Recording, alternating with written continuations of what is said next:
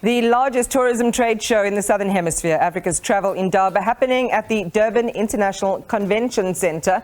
This annual event promotes Africa as a top tourist destination for both leisure and business. More than 20 African countries are showcasing more than 350 tourism products.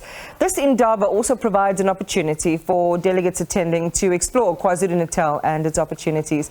CNN editor-at-large and veteran anchor of Quest Means Business, he joins us now. He's in South Africa taking part in discussions there and sharing his perspective on South Africa as an investment destination. Richard, it's lovely to talk to you and welcome. And my most important question to you first. Have you tried a good nose-watering Durban bunny chow yet? Now, I'm glad you asked about the bunny chow. Several people have tried to entice me towards it, and I have little doubt I will not get out of here without having tried one properly. I was meant to segue along the seafront today, but as you will be aware, I think it's automatic. I think the date of Indaba and massive almost biblical flood always seem to go together, because I've been here on numerous occasions, and I can honestly say the only thing I've ever got is wet when I go on the seafront. But I'm hopeful that tomorrow it might be better. Yeah, Richard, I'm sure it's not God, it's just you. But on a serious note, tonight, well, not that the floods are not serious, though, because, of course, the province is dealing with the extended, impact of those floods. But tonight across South Africa, many of us are sitting in the dark. The Reserve Bank tells us it's at a cost of between 200 and 900 million rand a day. And in your discussions there, how big a threat are power cuts to our economic growth and investment potential from your vantage point, invited as you were to share a raw outsider's perspective on the country? It is extremely serious. Even the knowledge that many of the luxury properties that tourists will go to have their own generators, have their own ability to keep the lights on, does not negate or move away from the fact that these power cuts, that's what they are. I refuse to use load shedding, it's power cuts. Pure and simple. These power cuts are creating a pall over the country. It is a feeling of people are uneasy about them. They are worried about how long they're going to last. And I think this is an important environment that you have to think about. Is it conducive to having a good time? I think, of course, tourists will still come here, and of course, tourists will make the best of it. Many are finding it sort of an oddity and a quirk, and somewhat, if not amusing, at least a bit weird, that this country has regular power cuts. The real problem that I'm afraid to say nobody wants to discuss in any great detail is how long they're likely to last. And I don't mean the individual cuts, I'm talking about overall. This could go on for months, if not years, because the infrastructure necessary for both generating and distributing electricity is simply not there.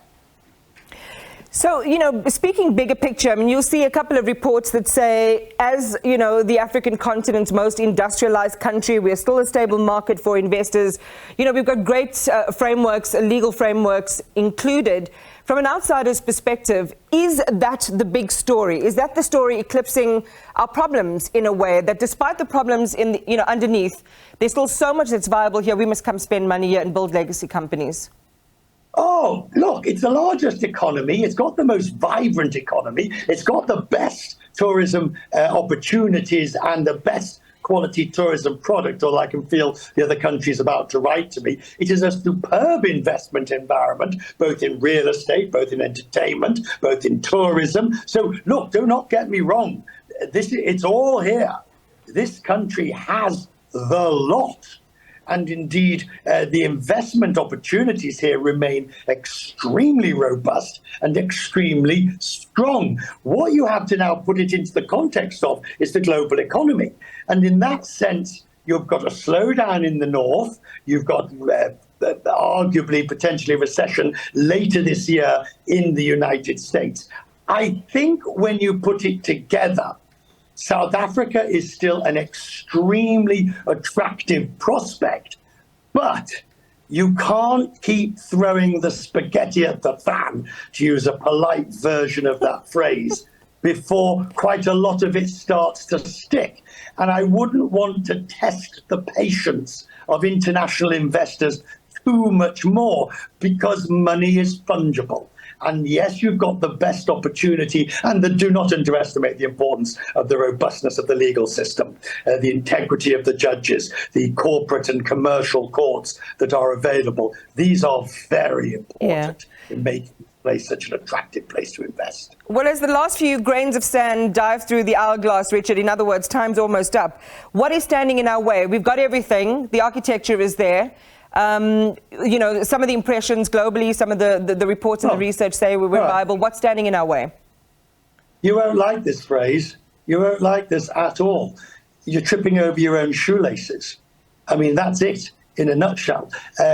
Whether it's load shedding, whether it's state capture, whether it's an increase in corruption on the Transparency in International Index, all these sort of things, the safety questions, these are the things that need urgently to be addressed whilst there is still time. But I don't see any major African country that is sort of nipping at your heels and is doing that much better on those core factors. The reality is, you know, to use that old phrase, get your act together, people will come here on holiday. South Africa, Leo the Lion, the Western Cape, the Eastern Cape beaches, they are bucket list things. British Airways flies 2 A380s down to Joburg every day, and they are heaving at the doors. There are so many people on board. They'd strap them to the wing if they could. All right, well, I'm glad, and thanks for bringing your sense of humour along as well. Sobering reflections there too, Richard. Thank you for sharing those with us. CNN editor at large, Richard Quest, who's at the Africa Travel Indaba, which is currently underway in KwaZulu-Natal, just sharing his reflections and perspectives on the country as an investment destination.